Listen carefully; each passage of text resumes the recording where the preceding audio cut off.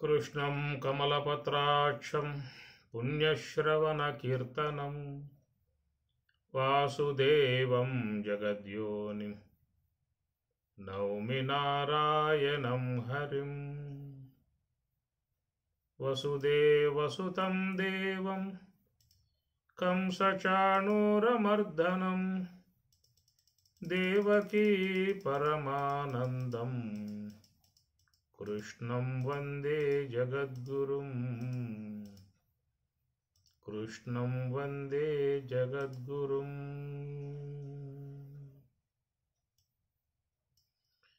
భూమిలో నజొచ్చి సర్వభూత ప్రాణులనెల్ల ధీమసానమోచేటి దేవుడనేను. భూమిలో నజొచ్చి సర్వభూత ప్రాణులనెల్ల ధీమసానమోచేటి దేవుడనేను. కామించి సస్యములు కరిగించి చంద్రుడనై తేమల పండించేటి దేవుడనేను అని ఆనతిచ్చే కృష్ణుడర్జునునితో. విని ఆతని భజించు వివేకమా అని ఆనతిచ్చే కృష్ణుడర్జునునితో. వేదములన్నిటి చేత వేదాంతవేత్తలచే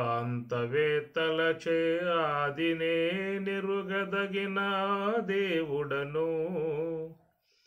వేదములన్నిటి చేత వేదాంతవేత్తలచే ఆదినే నిరుగదగిన యా దేవుడను. శ్రీదేవితో గూడి శ్రీ వెంకటాద్రి మీద పాదైన దేవుడను భావించనేను అని ఆనతిచ్చే కృష్ణుడర్జునునితో. విని ఆతని భజించు వివేకమా అని ఆనతిచ్చే కృష్ణుడర్జునునితో. విని ఆనతిచ్చే కృష్ణుడర్జునునితో. భగవద్గీత 2వ అధ్యాయము. అవ్యక్తాదీని భూతాని వ్యక్తమధ్యాని భారత అవ్యక్త నిధనాన్యేవ తత్ర కా పరిదేవనా. ఆశ్చర్యవత్ పశ్యతి కశ్చిదేనం ఆశ్చర్యవద్వదతి తదైవ చాన్యః ఆశ్చర్యవచ్చైనమన్యః శృణోతి శ్రుత్వాప్యేనం వేద న చైవ కశ్చిత్. అవ్యక్తాదీని భూతాని వ్యక్తమధ్యాని భారత అవ్యక్త నిధనాని ఏవ తత్ర కా పరిదేవనా. ఆశ్చర్యవత్ పశ్యతి కశ్చిత్ ఏనం ఆశ్చర్యవత్ వదతి తథా ఏవ చ అన్యః ఆశ్చర్యవత్ చ ఏనం అన్యః శృణోతి శ్రుత్వాపి ఏనం వేద న చ ఏవ కశ్చిత్. అవ్యక్తాదీని భూతాని వ్యక్తమధ్యాని భారత. ఈ విశ్వంలో ఉన్నటువంటి ఏ జీవులైతే ఉన్నాయో అన్నీ కూడా ఈ భూతాని, ఈ భూతములు అన్నారు. భవతీతి భూతం, పుట్టింది కాబట్టి భూతము అంటారు. భూతం భూతే భూత నపుంసలింగము కాబట్టి భూతాని భూతములు అవ్యక్త ఆదిని మొట్టమొదట అవ్యక్తముగా తెలియబడకుండగా ఉన్నటువంటి విధానము.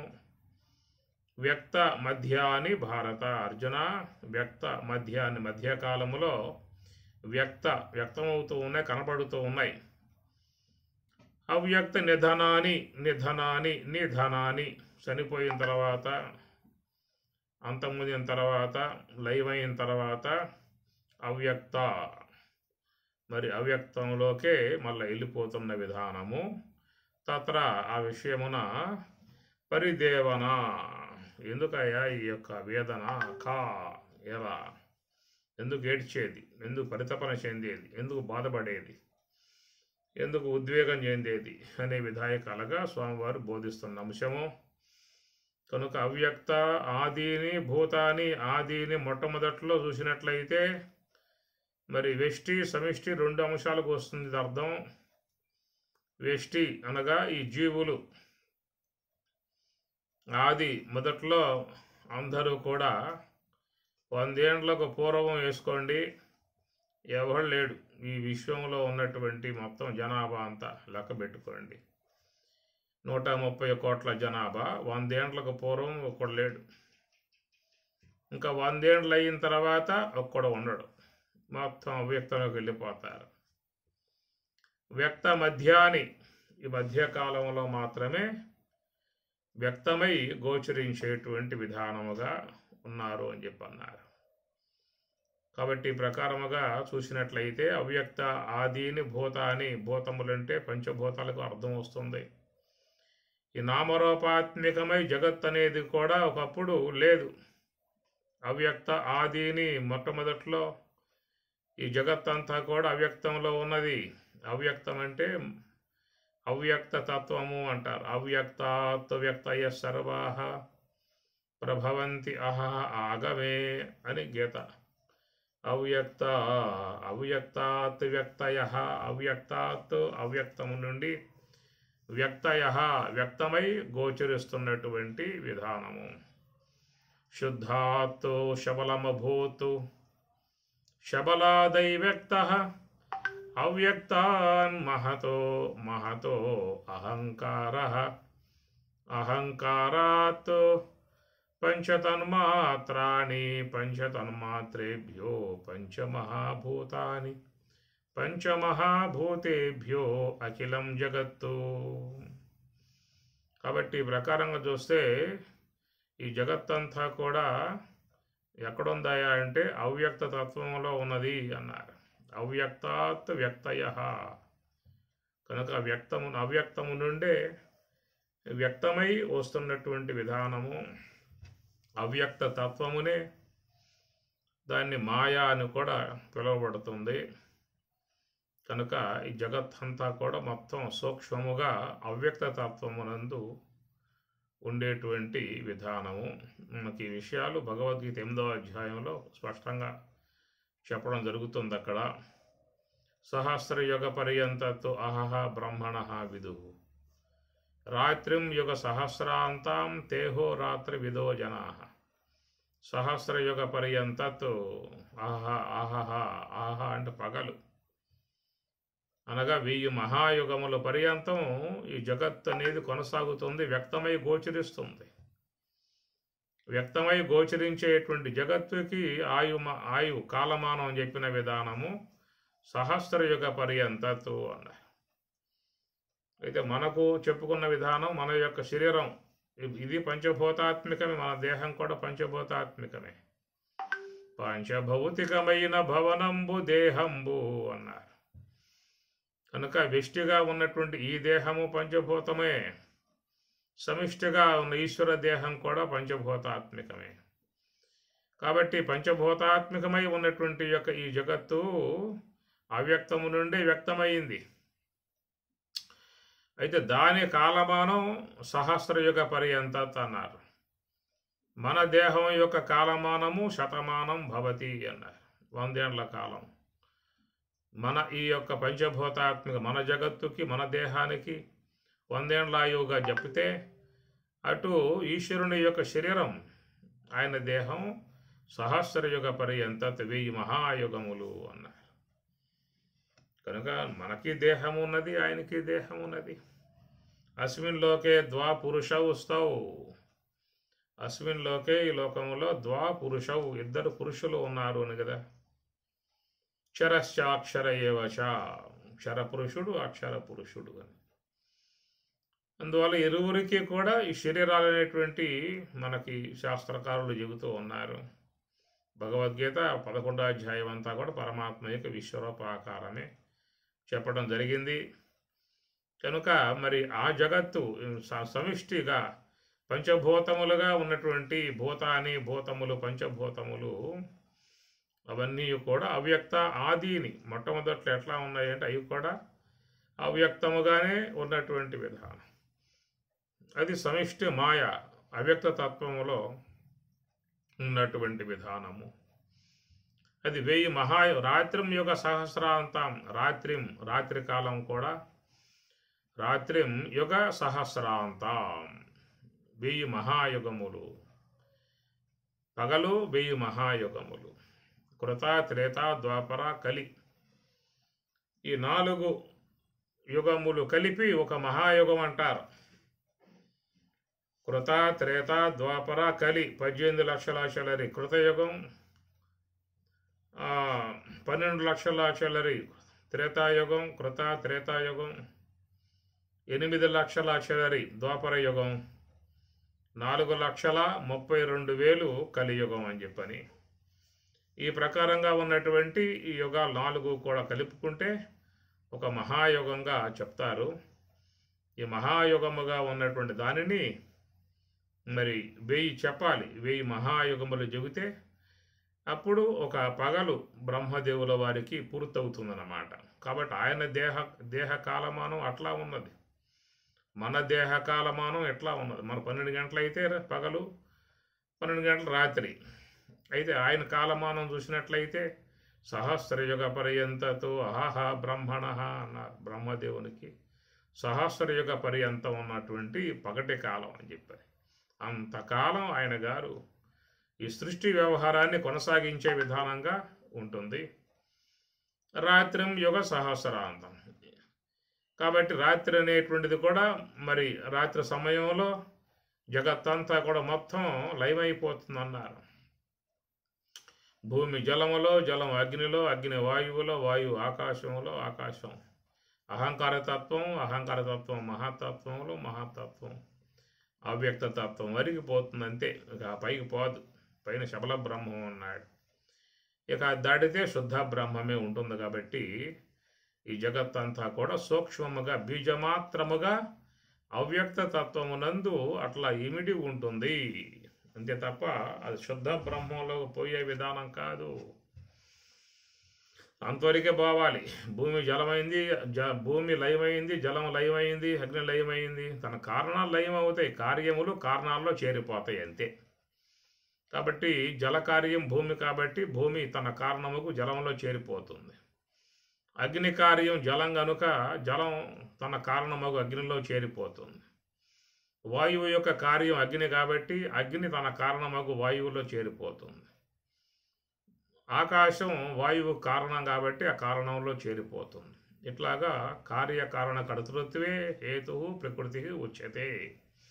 ఈ కార్యకారణాత్మకముగా ఉన్నటువంటి జగత్తు కాబట్టి ఈ కార్యములన్నీ కూడా కారణంలో లయమైపోతాయి.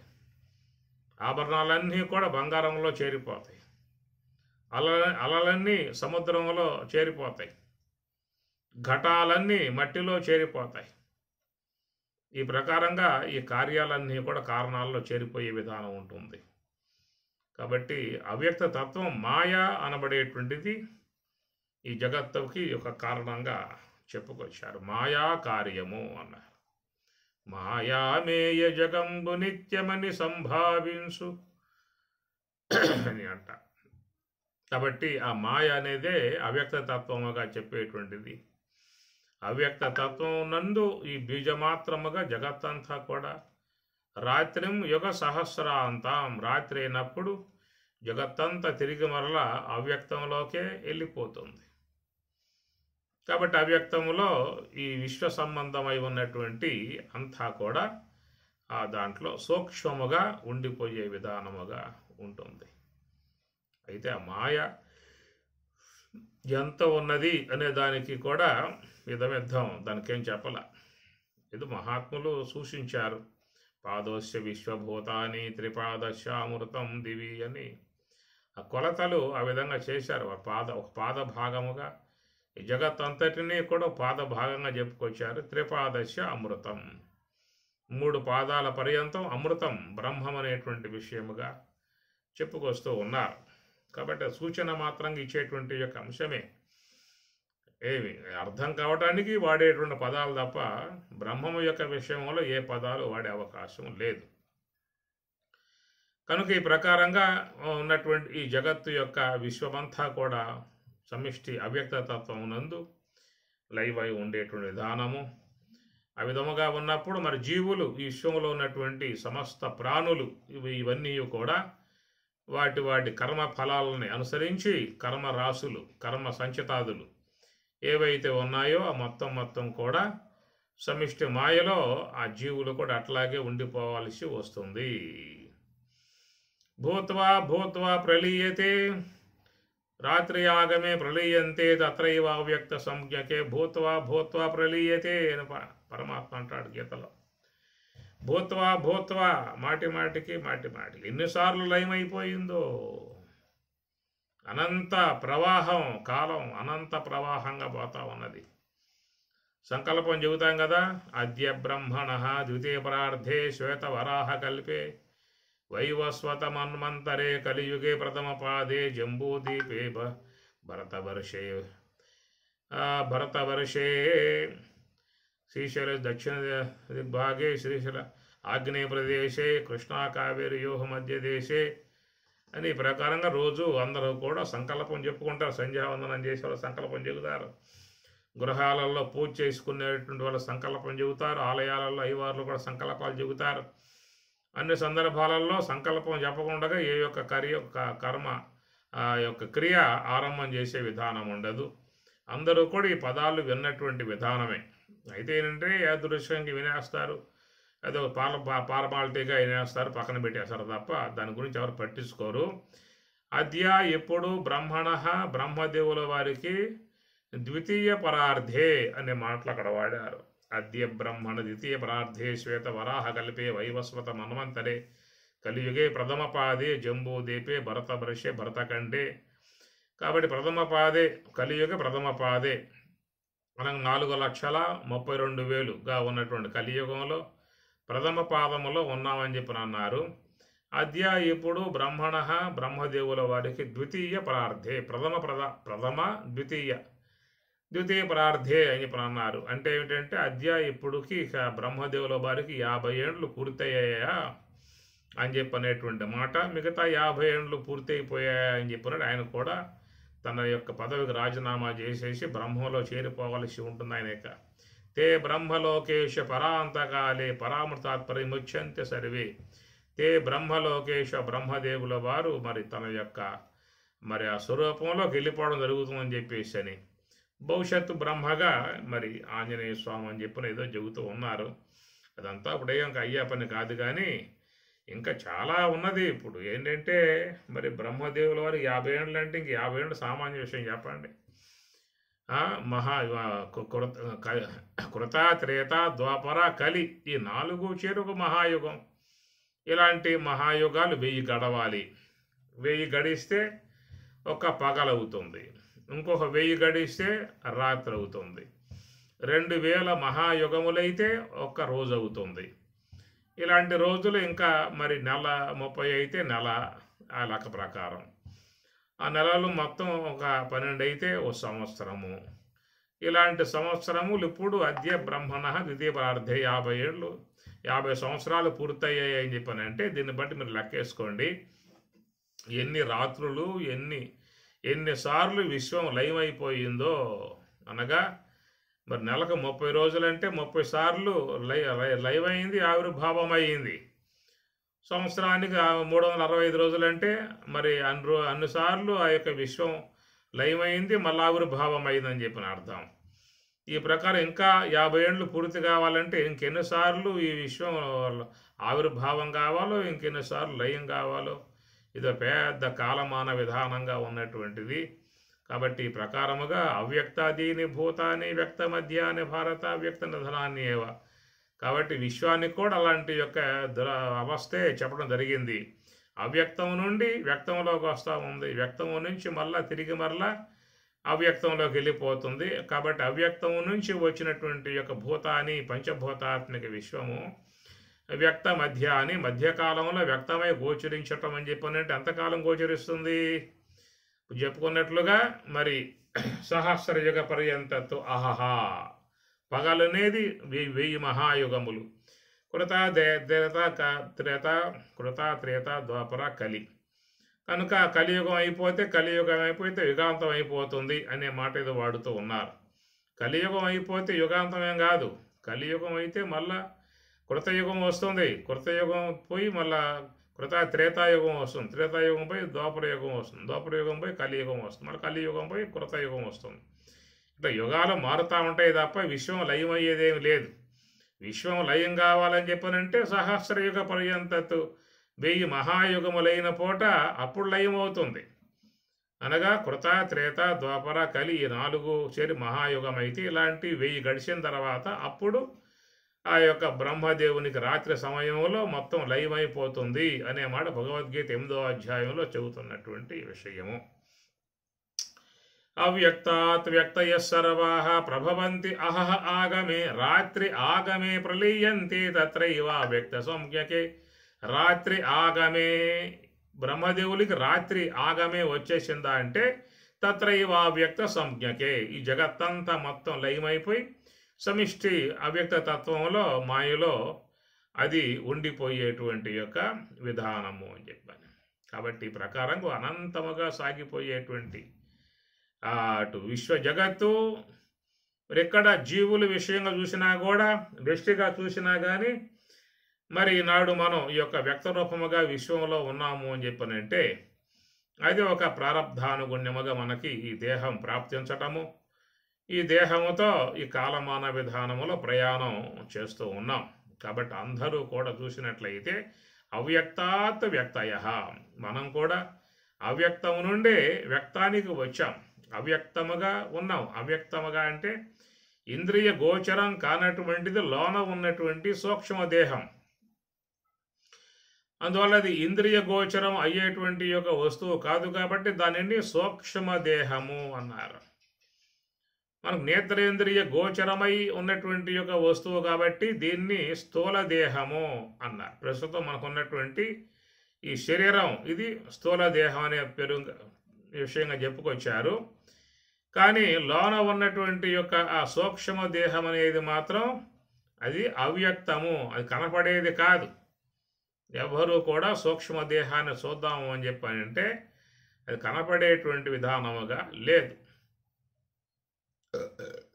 అందువల్ల అది గాలి విధానముగా చెప్తారు. గాలిలాగా కదిలిపోతుంది అని చెప్పేసి అట్లాగా చెప్పే విధానములో మరి సూక్ష్మ దేహం అనేటువంటిది అవ్యక్తముగా ఇంద్రియ గోచరం కాకుండా ఉన్నటువంటిది అది ఏంటంటే ఈ స్థూల దేహమును ధరించి వ్యక్తమై విశ్వంలోకి వ్యవహార విధానముగా వచ్చింది. ఈనాడు విశ్వంలో ఇంకా శరీరములు లేకుండగా అవ్యక్తముగా సూక్ష్మ దేహాలు జీవులు ఎన్నున్నాయో కొన్ని కోటాను కోట్ల లక్షల కోట్లు ఉన్నాయి విశ్వంలో. ఇప్పుడు దేహములు ధరించి ఉన్నాయే కొన్ని కోటాను కోట్లు ఉన్నాయి. మానవ సముదాయమే కాదు విశ్వంలో అన్ని ప్రాణులు కూడా మరి ఈ యొక్క సూక్ష్మ దేహముగా ఉన్నటువంటివి స్థూల దేహమును ధరించి చిన్న చిన్న జీవుల నుంచి పెద్ద పెద్ద జీవుల దాకా అన్నీ కూడా సూక్ష్మ దేహములు ధరించినటువంటి స్థూల దేహములు. అలాంటి అనంత ప్రాణికోటిలో మనం ఒక అంశముగా ఉనికి కలిగి వ్యవహరిస్తూ ఉన్నాము. ఇది వ్యక్త మధ్యాని. ఈ మధ్యకాలంలో ఎవరెవరికి వాళ్లకు అనుగుణ్యముగా వారి వారి శరీరాలు ప్రాప్తించిన విధానం. స్త్రీ సంబంధ దేహాలు కావచ్చు, పురుష సంబంధ దేహాలు కావచ్చు. ఇది మానవతా సంబంధమై ఉన్నటువంటి యొక్క వాటిల్లో చేరి ఉన్నటువంటి స్త్రీ పురుష నపుంసక అనే శరీరాలు అనబడేటువంటివి. ఆ శరీర ఆకృతిలో కూడా ఆ ప్రకృతి విధానము నుంచే ఏర్పడ్డటువంటివి. కొంతమంది బాగా ఉంటాయి ఆకారాలు, కొంతమంది బాగా ఉండవు ఆకారాలు. అవన్నీ కూడా మరి కర్మానుగుణ్యముగా ఈశ్వరానుగ్రహముగా ప్రాప్తించేటువంటి స్వరూపములు. కొంతమంది ఆకారాలు బాగా ఉంటాయి, కొంతమంది ఆకారాలు వికారంగా ఉంటాయి. ఎలా ఉన్నా కానీ మరి ఆ దేహంతో వాళ్ళు తన జీవన విధానాన్ని కొనసాగించుకోవాల్సి ఉంటుంది. నాకు భగవంతుడు మంచి ఆకారం ఇవ్వలేదు అని చెప్పనే విధానంగా వాళ్ళు బాధపడుతూ ఉంటారు చాలామంది. మంచి ఆకారం నాకు ఇవ్వలేదు అనే విధానంగా కొంతమంది బాధపడే పరిస్థితి కూడా ఉంటుంది. కొంతమందికి మంచి ఆకారముగా ఉన్నటువంటి యొక్క శరీరాలు లభించే విధానం ఉంటుంది. అవన్నీ కూడా ప్రకృతి పరంగా వచ్చేటువంటి విధానాలు. వాటిని ఎలాంటి యొక్క మార్పులు చేర్పులు చేసే అవకాశాలు ఏమి లేవు. ప్రకృతి పరంగా భగవంతుడు ఎలాంటి యొక్క స్ట్రక్చర్, ఎలాంటి విధానముగా ఆయన గీశాడో ఆ గీసిన విధానంగానే ఆ దేహాన్ని వాడుకోవాలి తప్ప దాంట్లో మార్పులు చేర్పులు చేసే అంత అవకాశం ఎవరికి లేదు. అదే నువ్వు కట్టుకున్న ఇల్లు అయితే ఏదైనా మార్పులు చేర్పులు చేయవచ్చు. ఆ రూములే కొట్టేయవచ్చు, మరొకసారి ఆ రూములు సెట్ చేసుకోవచ్చు, వంటశాల పలానా చోట పెట్టుకోవచ్చు, పూజా మందిరం పెట్టుకోవచ్చు. ఇట్లా మార్పులు చేర్పులు నువ్వు కట్టుకుంటే ఇల్లు నువ్వు చేసుకునే అవకాశం ఉంటుంది. కానీ ఈ శరీరం యొక్క విధానంలో పరమాత్మ యొక్క ప్లాను కాబట్టి, పరమాత్మ నిర్మాణం కాబట్టి, ఆ నిర్మాణాత్మకముగా వచ్చినటువంటి యొక్క వాట్లను నువ్వేమీ కూడా మార్పులు చేసే అవకాశాలు లేవు. హార్ట్ ఇక్కడ ఉన్నది, ఆ పక్క పెట్టుకుంటాను. లంగ్స్ ఈ పక్క ఉన్నాయి, ఆ పక్క పెట్టుకుంటాను. అన్నవాహిక ఇటు ఉన్నది, అటు పెట్టుకుంటాను. లివర్లు ఇక్కడ ఉన్నాయి, అక్కడ పెట్టుకుంటాను. కన్నులు ఈ పక్క ఉన్నాయి, ఆ పక్క పెట్టుకుంటాను. ముక్కు ఈ పక్క ఉంది, ఆ పక్క పెట్టుకుంటాను. చెవులు ఈ పక్క ఉన్నాయి, ఆ పక్క పెట్టుకుంటాను. ఏం చేస్తావు మార్పులు? ఆ మార్పులు సాధ్యమయ్యే అవకాశాలు ఉన్నాయా? లేవు. కాబట్టి ఉన్నటువంటి యొక్క భాగాలు ఎక్కడైతే ఉన్నాయో అక్కడ ఉన్నటువంటి వాళ్ళు కాపాడుకుంటూ తన జీవితం కొనసాగించుకోవాల్సిందే. ఏ మార్పులు చేసే అవకాశం ఎవరికి లేదు. ఉన్నటువంటి వాటిను బాగు చేసుకుని మంచిగా వాటిని కాపాడుకుంటూ జీవించాల్సి ఉంటుంది. కాబట్టి ఈ ప్రకారముగా లోకంలో ప్రాణులకు మరి చూసినట్లయితే ఆయా జీవులకు మరి పురుష సంబంధమై ఉన్న దేహాలు వచ్చిన వాళ్ళు, స్త్రీ సంబంధమైన దేహాలు వచ్చిన వాళ్ళు, అటు ఇటు కాకుండా నపుంసక విధానముగా దేహాలు వచ్చినటువంటి వారు. కాబట్టి ఏవి ఎవరికి ఈశ్వరానుగ్రహంతో ప్రాప్తింపబడిందో ఆ దేహాన్ని వాళ్ళు ధరించి ఆ దాంతోనే తన జీవనం కొనసాగించుకోవాల్సి ఉంటుంది. దాంట్లో ఎలాంటి యొక్క మార్పులు చేర్పులు చేయటానికి ఎవరికి కూడా అవకాశాలు లేవు. అది ఈశ్వరుని యొక్క స్ట్రక్చరు, ఈశ్వరుని యొక్క నిర్ణయం, ఈశ్వరుని యొక్క శాసనంగా ఆ దేహం వచ్చిన విధానం. కాబట్టి అలాంటి యొక్క ఆ దేహం వచ్చిన దేహం చాలా అరుదుగా లభ్యమైనటువంటి యొక్క దేహము. ఇది మహాత్ములు చెప్పేటువంటి మాట. మరి అరుదుగా చాలా మరి ఎంతకాలం పట్టిందో ఈ దేహం రావటానికి. అలాగా ఈ యొక్క దేహం మనకి ప్రాప్తించడం జరిగింది. ఆ వచ్చినటువంటి యొక్క ఆ దేహం అనేటువంటి దాని నుంచి మనం ఏది జీవితంలో వివేకముతో ఎట్లా జీవించాలో, ఏ విధంగా జీవించాలో, ఎట్లా జీవిస్తే బాగుంటుందో ఆ జీవించే జీవితానికి బాగా ఉండే విధానం ఉండాలి. దానివల్ల పారమార్థికం కూడా ఏదైనా సాధించే అవకాశం ఉండాలి. ఇలాంటి విషయాలలో బాగా కూలంకషంగా వ్యక్తి చక్కగా అవగాహన చేసుకునేదానికి ప్రయత్నం చేయాలి. అవగాహనాత్మక విషయాలు కూడా మరి మహాత్ములు ఎన్నో విషయాలు మనకు అందించారు. కాబట్టి మనకు మనంగా ఆ మార్గాలలో పోయే అవకాశం లేదు. ఎవరూ కూడా పోయే అవకాశం లేదు. ఎందుకంటే అందరికీ కూడా ఏముంటుందని చెప్పానంటే అజ్ఞాతము అన్నారు. అజ్ఞాతమే ఉంటుంది, ఏమి తెలియనితనమే ఉంటుంది, అజ్ఞానమే ఉంటుంది. కాబట్టి అజ్ఞాతమై ఉన్నటువంటి యొక్క అంశాలని మహాత్ములు మనకు ఎత్తి చూపిస్తూ ఉన్నారు. కాబట్టి మనకు వాటి ద్వారా జ్ఞాతము అని చెప్పనంటారు. కాబట్టి మనం గతంలో చెప్పుకున్నాం, ఇంద్రియములు అనేటువంటి విషయం చూసినట్లయితే అజ్ఞాతములై ఉన్నటువంటి యొక్క వాట్లను జ్ఞాతము చేసి తెలియజేసేటువంటివే ఇంద్రియములు అన్నారు. కనుక ఈ విశ్వంలో ఎన్నో ఉన్నాయి మనకు తెలియకుండగా. పంచభూతాలలో ఉన్నాయి శబ్దములు, స్పర్శములు, రూపములు, రసములు, గంధములుగా ఎన్నో ఉన్నాయి విశ్వంలో. కాబట్టి అన్నీ కూడా మనకేంటంటే ఒక్కసారిగా తెలియబడవు. పోగా పోగా పోగా పోగా మన కొన్ని విధంగా ఇంద్రియాలకు తెలియబడుతూ ఉంటాయి. అట్లాగా ఇంద్రియాలకు తెలియబడేటువంటి యొక్క వాట్లను ఏమన్నారని చెప్పనంటే అభిజ్ఞా ప్రత్యక్ష ప్రమా అని చెప్పని అన్నారు. అభిజ్ఞా ప్రత్యక్ష ప్రమా అని చెప్పని అంటారు. తొలిసారిగా పొందేటువంటి యొక్క అనుభవాన్ని అభిజ్ఞా ప్రత్యక్ష ప్రమా అని చెప్పని అంటారు. ఇప్పుడు మనం ఇంతకాలమై ఇంతకాలం పుట్టి ఎంతకాలం అయినప్పటికీ కూడా మనకి చాలా అంశాలు ఇప్పటికి కూడా కొత్తవిగా గోచరిస్తూ ఉంటాయి. అరే నాకు తెలియదు ఎంతకాలం పాటు, కొత్తగా చూస్తూ ఉన్నాను, కొత్తగా వింటూ ఉన్నాను, కొత్తగా తింటూ ఉన్నాను అని చెప్పని మనం జీవితంలో కొత్తగా కొన్ని కొత్త అనుభవాలని ఇప్పటికి కూడా పొందుతూనే ఉన్నాం. ఏదైతే జీవితంలో నీ కొత్తగా అనగా మొదటిసారిగా ఏర్పడ్డ అనుభవము దాన్ని అభిజ్ఞా ప్రత్యక్ష ప్రమా అని చెప్పని అంటారు. కాబట్టి ఈ ప్రకారముగా నీకు తెలియబడకుండా విశ్వంలో ఇంకెన్నో ఉన్నాయి. నీకు నాడు 40 ఏండ్లు కావచ్చు, 50 ఏండ్లు కావచ్చు, 60 ఏండ్లు, 70 ఏండ్లు, 90 ఏండ్లు వచ్చిన వాళ్ళు ఉన్నారు. వీళ్ళకు కూడా జీవితంలో ఏవో కొన్నిటిని జ్ఞాతం చేసుకోవటం అయిందే తప్ప అజ్ఞాతముగా విశ్వంలో ఇంక ఎన్నో ఉన్నాయన్నమాట.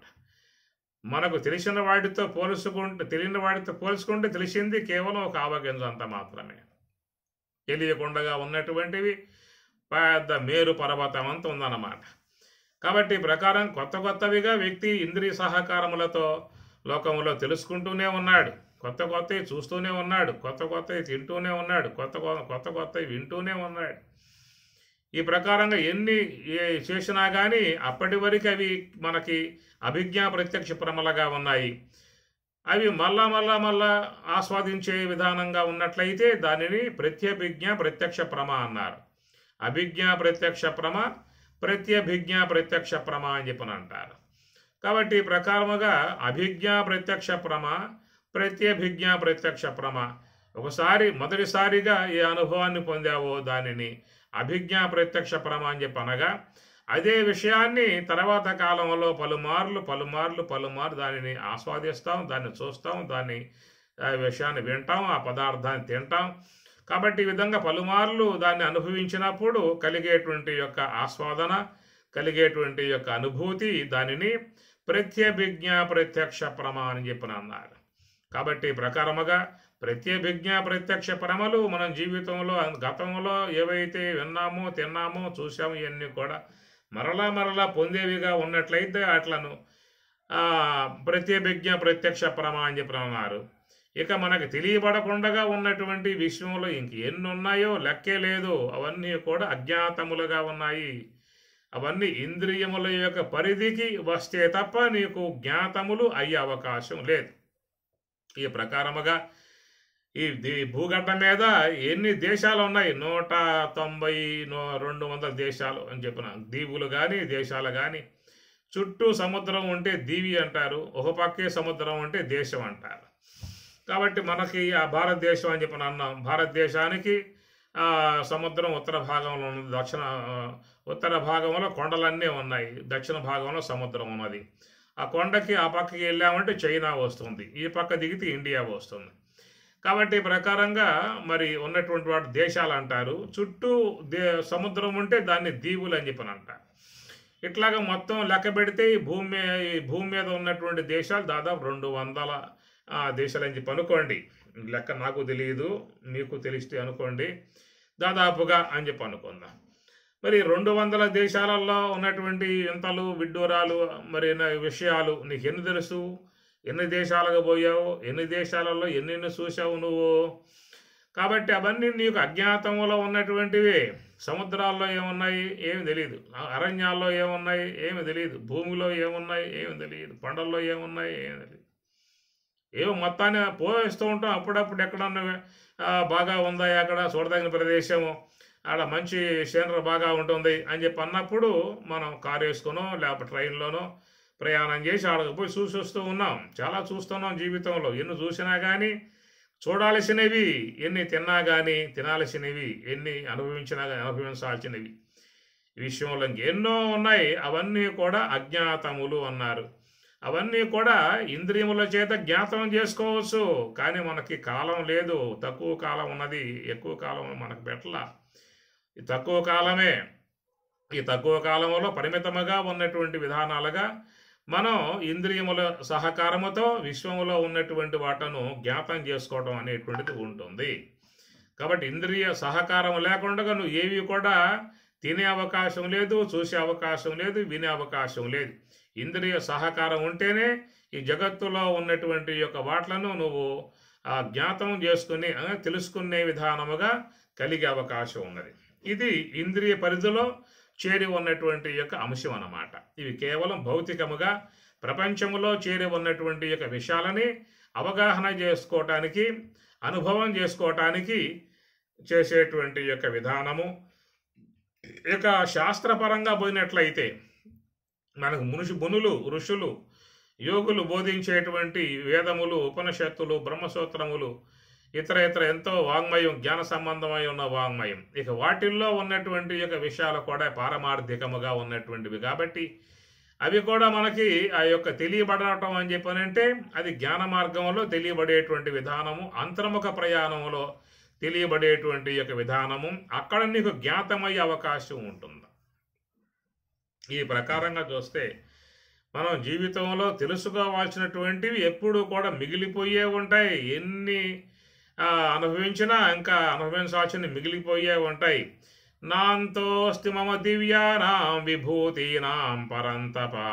అర్జున, ఈ విశ్వంలో నా యొక్క విభూతికి అంతం లేదయ్యా, అనంతంగా ఉంది. ప్రాధాన్యత కురు శ్రేష్ఠ. అడుగుతున్నావు కాబట్టి నీకు ప్రాధాన్యత కొన్నింటి అంశాలు నీకు తెలియజేస్తా అని చెప్పిన స్వామి చెప్తాడు. కాబట్టి ప్రకారముగా మనకి భూమి మీద ఉన్నటువంటి 200 దేశాలలో మనం ఏ దేశానికి పోయాము, అసలు ఇండియాలో ఉన్నటువంటి యొక్క దాంట్లో కూడా ఏ యొక్క రాష్ట్రాలకు పోయాము మనం? కర్ణాటక, తమిళనాడు, మధ్యప్రదేశ్, ఉత్తరప్రదేశ్, హర్యానా, ఇంకా అనేక రకాల ఉన్నాయి అన్నీ కూడా రాష్ట్రాలు. ఎంత లేకపోయాం మనం? ఎక్కడ ఏం చూసాం? ఇవి ఇక్కడ మన స్వదేశంలోనే, పుట్టిన దేశంలోనే మనకి ఎలాంటి యొక్క తెలుసుకోవడానికి అవకాశం లేకుండా ఉన్నటువంటివి. కాబట్టి ప్రకారముగా అజ్ఞాతములై ఉన్నటువంటి వాటిను జ్ఞాతం చేసి చూపించగలిగేటువంటి ఇంద్రియాలు ఉన్నా కానీ మనకు అంత లెక్క పోగలిగే ఓపిక, శక్తి, తీరిక లేదు. ఇక ఈ విషయంగా పారమార్థికంగా చూసినట్లయితే ఇది వ్యావహారిక సంబంధాంశం అన్నమాట. ఈ పారమార్థికముగా చూసినట్లయితే అక్కడ అపారమై ఉన్నటువంటి యొక్క అంశము పారమార్థిక విధానములో. ఇక దానికోసమై మహాత్ములందరూ కూడా దాన్ని విజృంభించారు. కాబట్టి వాళ్ళు ఎన్నో ఏండ్ల కాలం పాటు తపస్సు చేశారు, ఎంతో ధ్యానం చేశారు, నివృత్తి మార్గంలో పయనించారు. సమస్త వ్యవహారాన్ని కూడా పక్కన పెట్టేసేశారు, కుటుంబాలను పక్కన పెట్టేశారు, సంసారం పక్కన పెట్టేశారు. కాలమంతా కూడా దానికోసం వెచ్చించారు. ఈ ప్రకారంగా వాళ్ళు ఒక అనూహ్యమై ఉన్నటువంటి, ఇంద్రియ అగోచరమై ఉన్నటువంటి, ఒక దివ్యమై ఉన్నటువంటి, భవ్యమై ఉన్నటువంటి ఒక గొప్ప అదొక లోకం ఉన్నది, ఆధ్యాత్మిక లోకం ఉన్నది, తాత్విక లోకం ఉన్నది. కనుక ఆ యొక్క దాంట్లోకి మరి ఋషులుగా ఉన్నటువంటి వారు ప్రయాణం చేసిన విధానమే మనం చూసినట్లయితే ఇక్కడ ఉన్నటువంటి ప్రస్థానత్రయము అన్నారు. భగవద్గీత, ఉపనిషత్తులు, బ్రహ్మసూత్రములు, ఇవి కాకుండా ఇంకా సీతారామ సంవాదము, యోగ వాసిష్టము, నైష్కర్మ సిద్ధి, వృత్తి ప్రభాకరము, విచార సాగరము, వృత్తి ప్రభాకరం ఇత్యాది గ్రంథాలన్నీ కూడా అంటే ఆ పారమార్థికమై ఉన్నటువంటి యొక్క ఆ యొక్క కోణములో, ఆ యొక్క మార్గములో, అలాంటి యొక్క దిశలో ఇవన్నీ కూడా మరి తెలియజేయటానికి సిద్ధంగా ఉన్నాయి. కనుక అవన్నీ కూడా మరి తెలుసుకుని లోకంలో ఆ యొక్క మార్గంలో పోగలిగేటువంటి అవకాశము, తీరుబాటు, ఓపిక, శ్రద్ధ మనకి ఏ మేరకు ఉన్నాయి. కాబట్టి ఆ యొక్క మార్గంలో పోవటం అని చెప్పనంటే ఎంతో ప్రయత్నం ఉండాలి. ప్రయత్నాదిదమానస్తు యోగి సంశుద్ధ కిల్బిష అనేక జన్మ సంసిద్ధ తతో యాతి పరాంగతిం. పరమాత్మ అంటున్నమాట. బహూనాం జన్మనాం అంతే జ్ఞానవాన్ మాం ప్రపద్యతే వాసుదేవ సర్వం ఇతి సహమాత్మాసు దుర్లభ. బహూనాం జన్మనాం అంతే. ఇక అక్కడ చూస్తే వాళ్ళు చెబుతున్నమాట బహూనాం జన్మనాం, అనేక జన్మల బట్టి అవకాశం కూడా ఉందా అని చెప్పి అంటూ ఉన్నారు. అంతటి లోతుపాతులతో ఉన్నటువంటి యొక్క విధానం ఉన్నది, అదొక విధానం ఉన్నది. మరి పోగలిగేటువంటి యొక్క ఓపిక కానీ, పోగలిగే శక్తి కానీ, ఆ నివృత్తి మార్గం ఉండగలిగేటువంటి యొక్క సమర్థత కానీ మనకేమున్నాయని చెప్పని అంతవరకు మనకు అవన్నీ కూడా అజ్ఞాతంలో చేరి ఉన్నటువంటివే. పారమార్థిక విధానములో, అంతర్ముఖ వృత్తి విధానములో మనకు ఏ పాటి విధానముగా మనకు జ్ఞాతం అయ్యాయి, జ్ఞాతం చేసుకోవాల్సినటువంటి అంశాలు ఇంకెన్నో ఉన్నాయి అనే విషయం చూస్తే మనకు ఉపనిషత్తులు 108 ఉపనిషత్తులు ఎన్ని బోధిస్తూ ఉన్నాయి, ప్రస్థానత్రయాలు ఎన్ని బోధిస్తూ ఉన్నాయి. అదొక సుదీర్ఘముగా ఉన్నటువంటి ప్రయాణం. దాంట్లో ఎన్నో దివ్య అనుభవాలు, దివ్య అనుభూతులు, దివ్య తత్వాలు, బ్రహ్మానందాది ఆనంద ప్రాప్తులు ఇవన్నీ కూడా దాంట్లో ఉన్నటువంటి విధానము. కాబట్టి అవన్నీ కూడా చూసినట్లయితే మనకి అజ్ఞాత విధానంగానే ఉండిపోయాయి అంతే. ఏదో వింటున్నామే తప్ప ఒక అడుగు లోనకేద్దామా అని చెప్పనంటే మరి లోన ఉన్న అనాత్మ, లోన ఉన్న వాసనలు, లోన ఉన్న ఆలోచనలు సతాయిస్తూ ఉన్నాయి. లోనకు పోతే కాళ్ళు ఎర్రగొడతా అని చెప్పేసి అని అవన్నీ కూడా ముందుకేసుకుని కూర్చున్నాయి. ఆ సాయికి పోవడానికి అవకాశం లేకుండా తరిమి కొడతా ఉన్నాయి. ఈ విధానంగా ఉన్న విధానం పరమాత్మ కూడా మనుష్యానాం సహస్రేషు కశ్చిత్ యతతి సిద్ధయే, అనేక వేల మంది దానికోసం ప్రయత్నం చేసినా అందరూ కూడా దూరంగా పారిపోవడం జరుగుతూ ఉన్నది. ఏ కొద్ది మంది పోతున్నారని చెప్పనే మాట వినబడుతూ ఉన్నాయి శాస్త్రం ద్వారా.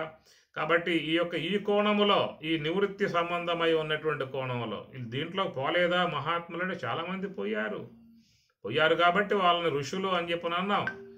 ఋషులు, బ్రహ్మవేత్తలు, జ్ఞానులు అని చెప్పని అంటూ ఉన్నాం కదా.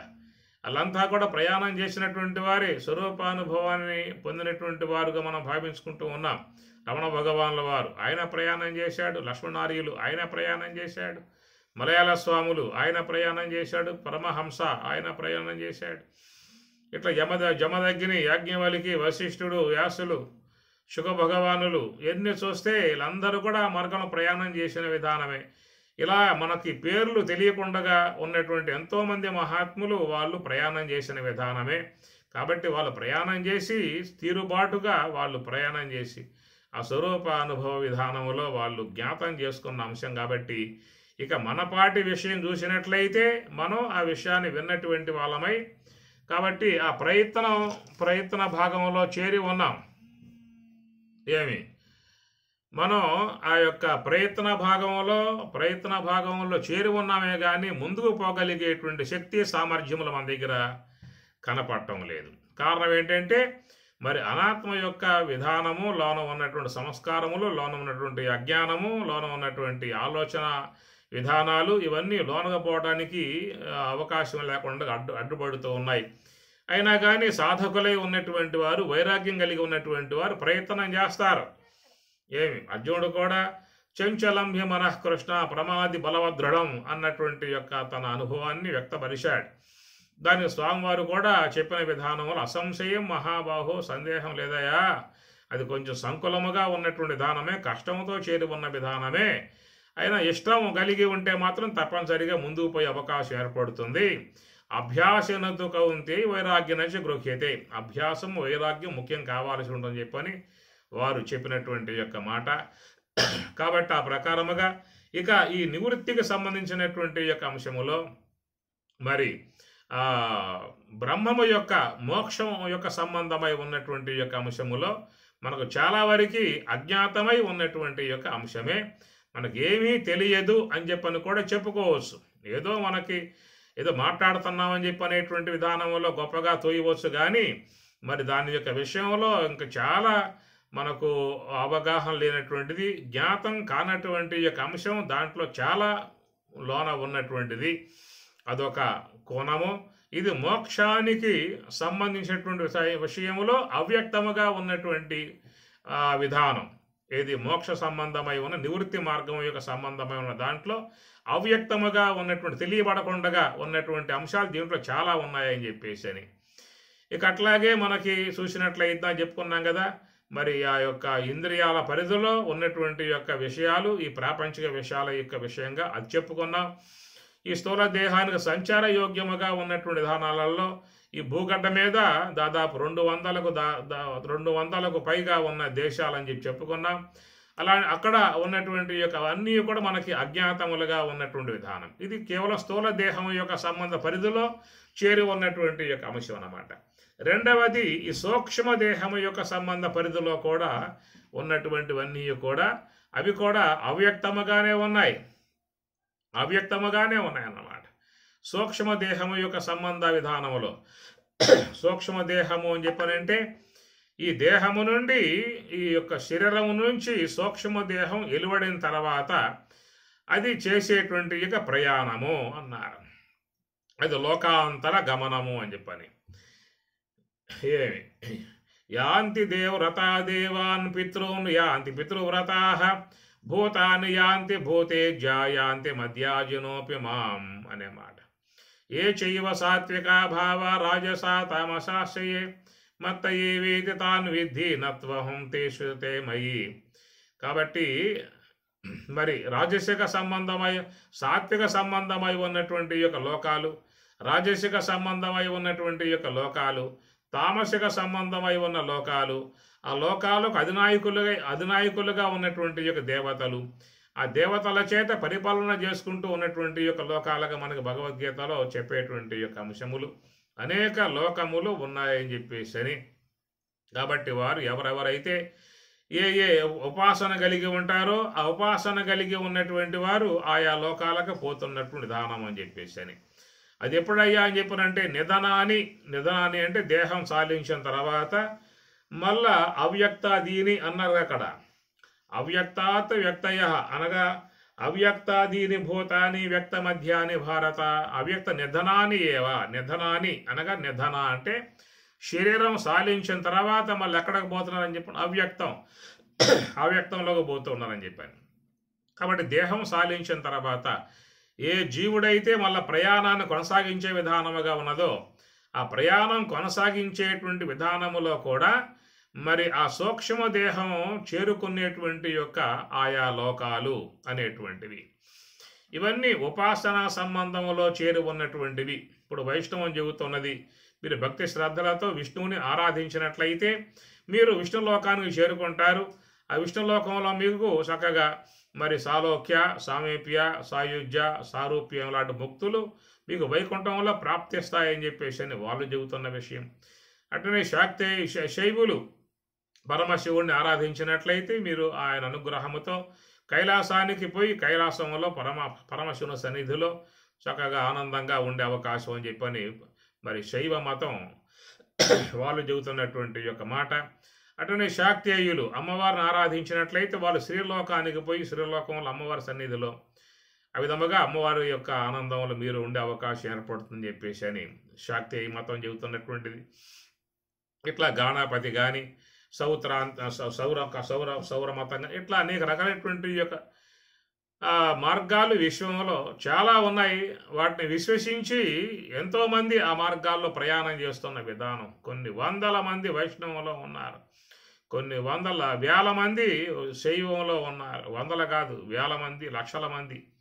మరి ఇట్లా వైష్ణవంలో కానీ శైవంలో కానీ శాక్తేయంలో కానీ వీళ్ళందరూ ఏమిటని చెప్పానంటే వారు అపేక్షించినటువంటి కోరిక అమ్మవారి అనుగ్రహముతో మేము శ్రీలోకం పోతాం, స్వామివారి అనుగ్రహముతో మేము వైకుంఠానికి చేరుకుంటాం, పరమశివుని అనుగ్రహముతో మేము కైలాసానికి చేరుకుంటాం అనే విధానముగా జీవితములు హెచ్చించి ఆ యొక్క విశ్వాస మార్గంలో ఆ దేవదేవులను ఆరాధించే విధానముగా లోకంలో ఎంతోమంది తమ జీవితాలను వాటి కోసంగా పణంగా పెట్టారు, మార్గంలో పోతూ ఉన్నారు.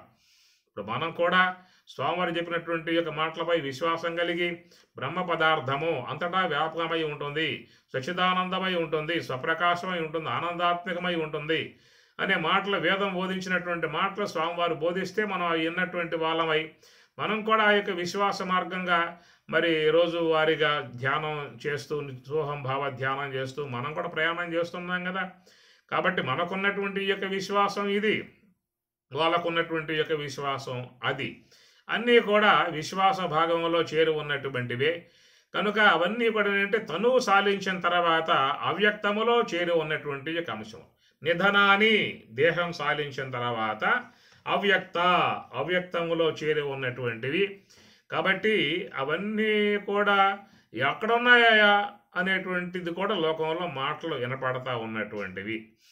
ఆ విధముగా మాట్లాడినప్పుడు సమాధానం చెప్పడానికి కూడా గట్టిగా ధీటుగా సమాధానం చెప్పడానికి కూడా తటపటాయించే విధానము. అయ్యా మాకేదో మహాత్ములు చెప్పారు, స్వాములు చెప్పారు, మాకు నమ్మకం కలిగింది పోతున్నాం తప్ప నువ్వు ఎక్కడైనా ప్రశ్నిస్తే మేమేం చెప్పేదయ్యా, కాబట్టి మాకేం తెలిసేమన్నా, ఏదో పెద్దలు చెప్పారు, పెద్దల మాట సద్యమూట బంగారం మాట అన్నారు, కాబట్టి ఆ మాటలు మేము పట్టుకొని ఆ ప్రయాణం చేస్తున్న విధానమే తప్ప నువ్వు అడిగితే సమాధానం చెప్పగలిగే శక్తి మా దగ్గర లేదని సామాన్య భక్తులు మాట్లాడేటువంటి యొక్క మాట అన్నమాట. అంతవరకే తప్ప అవన్నీ కూడా ఒక మరి ఆ విశ్వాస భాగంలో చేరి ఉన్నటువంటివి. కాబట్టి అవన్నీ నిధనాని దేహం సాధించాక ప్రాప్తమయ్యేటువంటి యొక్క అవన్నీ కూడా. కాబట్టి ఈ మాట మనకు భగవద్గీతలో కూడా ప్రాక్ శరీర విమోక్షణాత్ అనే మాట కూడా ఒకటి ఉన్నది. ప్రాక్ శరీర విమోక్షణాత్ అనగా శరీరాన్ని విమోక్షణం వదిలిపెట్టడానికి పూర్వమే దేహాన్ని వదలటానికి పూర్వమే అనే మాట పరమాత్మ అంటూ ఉన్నాడు. దేని విషయంలో అని చెప్పనంటే అది బ్రహ్మజ్ఞానం యొక్క విషయంలో, స్వరూప అనుభవం యొక్క విషయంలో. కనుక స్వరూప అనుభవం అనబడేటువంటిది శరీరం సాలించిన తర్వాత చూసుకోవాలి అనే మాట చెప్పటం లేదు. నిధనాని అనగా దేహం సాలించిన తర్వాత దాన్ని చూసుకోవాలనేటువంటి మాటగా అది మోక్ష విషయం లేదు. మోక్షం ఏంటంటే అది జీవన్ముక్త స్థితి, అనగా నువ్వు బతికి ఉండగానే నువ్వు చూసుకోవాల్సినటువంటి యొక్క అంశం. ఇది అప్పు సొప్పుల వ్యవహారం కాదు, ఇది నిగ్గు తెలుసుకునే వ్యవహారం. నీకు శ్వాస ఉన్నప్పుడే, ఊపిరి ఉన్నప్పుడే, జీవం ఉన్నప్పుడే, నువ్వు దేహాన్ని వదిలి అవ్యక్తంలోకి పోక పూర్వమే నువ్వు ఈ విషయాన్ని అవగాహన చేసుకోవాలని చెప్పేసి అని ఉపనిషత్ విధానంగా మహాత్ములు చెప్పేటువంటి యొక్క మాట. కాబట్టి ఇది ఏంటంటే వ్యక్త మధ్య అని, నువ్వు ఏ యొక్క దేహంగా లోకంలోకి వచ్చావో ఆ వచ్చినటువంటి యొక్క నీవు ఏ యొక్క మోక్ష విషయముగా భావించుకుంటూ ఉన్నావో, బ్రహ్మజ్ఞానము, బ్రహ్మానుభవము, బ్రహ్మైక్య సిద్ధి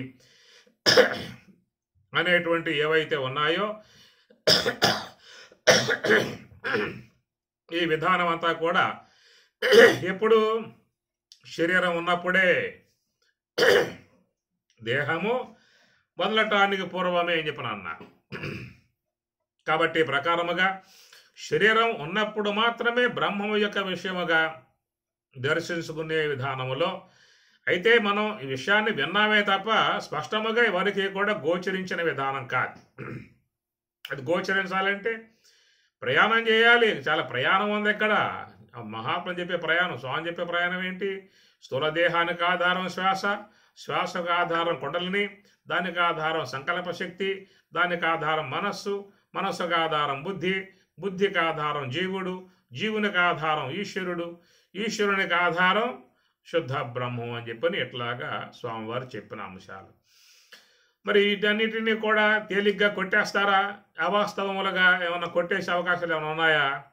విచారించుకుంటే ప్రతి ఒక్క వ్యక్తికి కూడా మనసుకు వచ్చే విధానాలు ఇవన్నీ కూడా, అయ్యా స్థూల దేహానికి ఆధారం శ్వాస అన్నారు, కాదంటారా?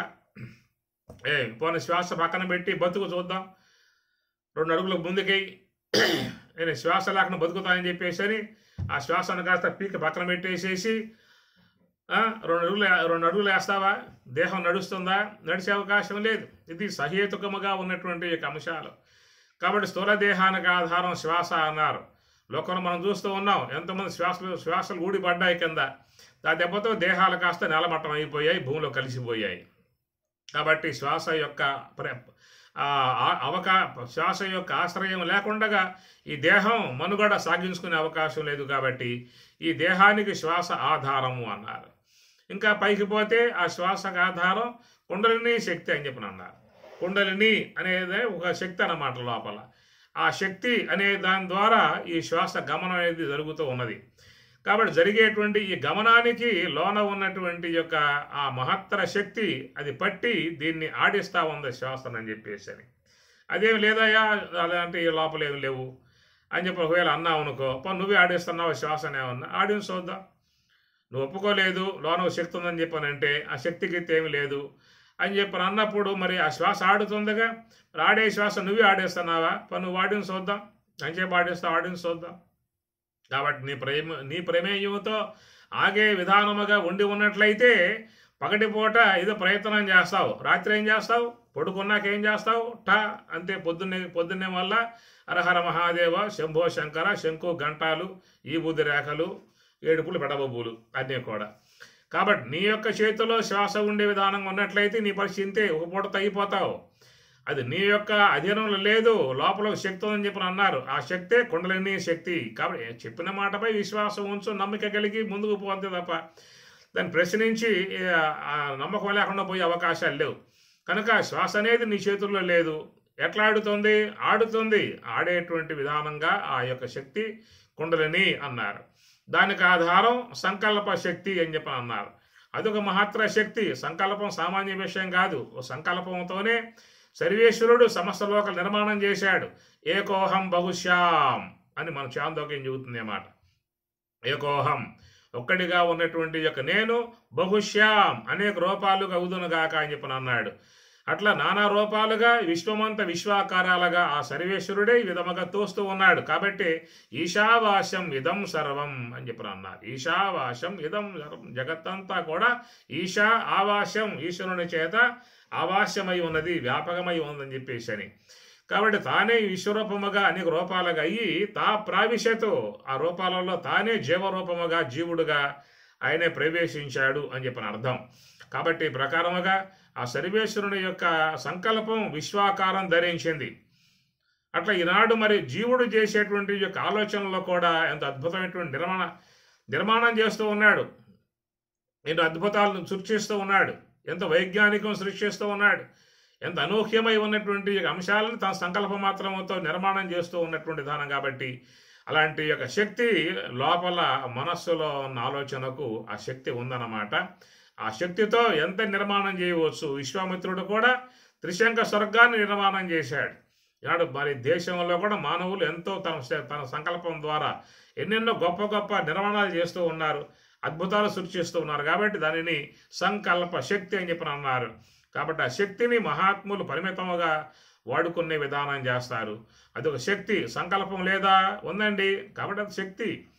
ఆ శక్తితో నువ్వు సద్వినియోగం చేస్తే ఆ సంకల్పం ద్వారా ఎన్నో మహత్తర నిర్మాణాలు చేయవచ్చు, మహత్తర కార్యాలు చేయవచ్చు, మహత్తరమైనటువంటి యొక్క అద్భుతాలు సృష్టించవచ్చు ఆ శక్తి ద్వారా.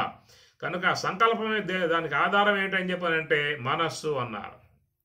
ఏం మనస్సు, దాని లేదంటావా, మనసు లేదని చెప్పని అంటావా? ఎవరు లేదంటారు? ప్రతి ఒక్క వ్యక్తి నాకు చెప్తారు, నాకు మనస్సు ఉన్నది, మనస్సు ఉన్నవాడిని, మనస్సు గలవాడిని అని చెప్పనే మాట చెబుతూ ఉంటారు. కాబట్టి మనస్సు కూడా నీకు కంటికి గోచరించకపోయినా లోపల అందరికీ కూడా అవగాహనలో ఉన్నది, నాకు మనస్సు ఉందని చెప్పని అంటారు. అందుచేత ఆ మనస్సు అనేది సంకల్పాలకు ఆధారంగా ఉన్నది. మరి ఆ యొక్క మనస్సుకు ఆధారంగా ఏమిటని చెప్పినంటే బుద్ధి అని చెప్పని అన్నారు. కాబట్టి బుద్ధి శుద్ధాంతకరణమగు బుద్ధి. కనుక బుద్ధి యొక్క విధానములో మనసు అనేది ప్రవర్తిస్తూ ఉంటుంది. కాబట్టి మరి ఆ యొక్క బుద్ధి ఉన్నది అని స్వామి చెప్పినప్పుడు ఎవరైనా ఆ బుద్ధి కనపట్టలేదు కాబట్టి నాకు ఆ బుద్ధి లేదు అని చెప్పని అంటారు ఎవరైనా? స్వామి చెప్పారు బుద్ధి అని చెప్పని అన్నారు. నేను ఎప్పుడు చూసిందే లేదా బుద్ధిని. కనుక నాకు బుద్ధి ఉన్నది అనే మాట ఎవరు చెప్తారయ్యా? చూసింది కాదు కాదు, కాబట్టి నాకు బుద్ధి లేదు అనే మాట ఒప్పుకుంటారా ఎవరైనా? ఎవడు ఒప్పుకోడు. నీకు బుద్ధి లేదురా అని చెప్పారంటే కోపగించుకుంటారు తప్ప ఇంకా గొడవకు వస్తారు ఏం కావాలని చెప్పారు. అందువల్ల ప్రతి ఒక్క వ్యక్తి కూడా బుద్ధి అనే దాన్ని అంగీకరిస్తూ ఉన్నారు. కంటికి గోచరించకపోయినా దాన్ని ఒప్పుకుంటున్నారు. బుద్ధి అనేది ఉన్నది. ఆ బుద్ధికి ఆధారంగా ఉన్నవాడు జీవుడు. జీవుని యొక్క ఆశ్రయంలో బుద్ధి మనసు అన్ని పనిచేస్తూ ఉన్నాయి. కనుక ఆ జీవుడు అనేటువంటి వాడు ఈశ్వర అధీనంలో ఉండి ఆయన పనిచేస్తూ ఉన్నాడు. కాబట్టి ఈశ్వరుడు కర్మఫల ప్రదాత, జీవుడు కర్మఫల భోక్త అని చెప్పి అన్నారు. కనుక ఆ జీవుడికి ఆధారముగా లోపల పైన ఈశ్వరుడు ఉన్నాడు అని చెప్పని అందరికీ అన్నింటికీ ఆధారముగా అధిష్టానముగా శుద్ధ బ్రహ్మం ఉందనేటువంటి మాట. ఈ ప్రకారముగా సహేతుకముగా బోధించే విషయాలుగా చూసినట్లయితే మరి ఇక మోక్షము అనేటువంటి విషయం చూసినట్లయితే ఇక్కడ మరి నువ్వు ఇక్కడ స్థూలదేహం దాటాలి, కుండలిని దాటాలి, సంకల్పం దాటాలి, మనసు దాటాలి, బుద్ధి దాటాలి, జీవుని ఈశ్వరుడు. ఇవన్నీ పెద్ద ప్రయాణం. ఈ ప్రయాణం సామాన్య విషయం కాదు. ఊరికే మాటలతో వచ్చి పడేటువంటిది కాదు. ఎంతో కాలం ప్రయత్నం చేసే తప్ప సాధ్యమయ్యే అంశం కాదు. ఇదంతా చూస్తే మనకి అవ్యక్తములో ఉన్నది, అగోచరముగా ఉన్నది, అజ్ఞాతముగా ఉన్నది. ఈ ప్రకారముగా ఇంద్రియాలకు గోచరించేటువంటి యొక్క అంశములు కానీ అట్లనే ఈ పారమార్థికముగా బ్రహ్మము యొక్క అంశముగా గోచరించేటువంటి యొక్క స్థితి కానీ మరణానంతరం నిధనాన్ని దేహం సాలించిన తర్వాత అవ్యక్త నిధనాన్ని మరి దేహం సాలించిన తర్వాత ఈ జీవుడు ప్రయాణం చేసేటువంటి విధానంలో కూడా ఆ ఉపాసకులు పొందేటువంటి యొక్క ఆ లోకాలు కూడా అవన్నీ కూడా అవ్యక్తమునందే ఉన్నటువంటివి.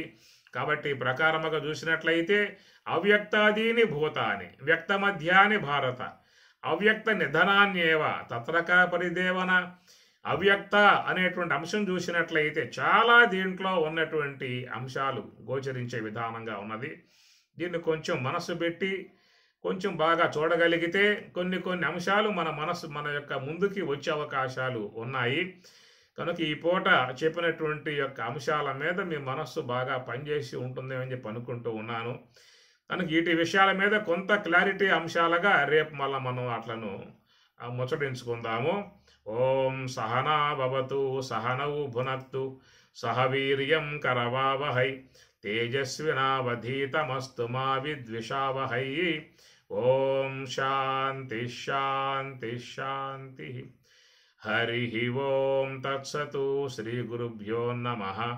హరి ఓం.